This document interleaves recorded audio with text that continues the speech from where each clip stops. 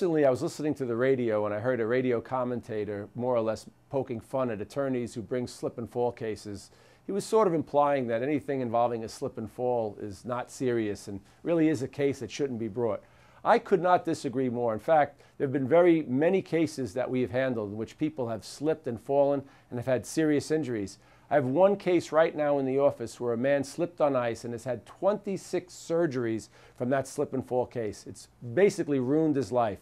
In fact, you may recall the case of Natasha Richardson, where she slipped and fell and banged her head and nobody thought it was very serious, only to find out that hours later she died from a massive brain injury. Slip and fall cases can be very serious, and people tend to think sometimes that it's the fault of the person falling. While that may be the case sometimes, often people slip and fall because of a defective condition, and the falls can be very tragic. Fortunately, many states provide what's called comparative liability statutes. Comparative liability statutes compare the fault of the person in falling versus the fault of the landowner in providing a dangerous or defective condition. So if somebody is 50% at fault for their own accident, they can at least recover 50% of their damages if they're seriously injured.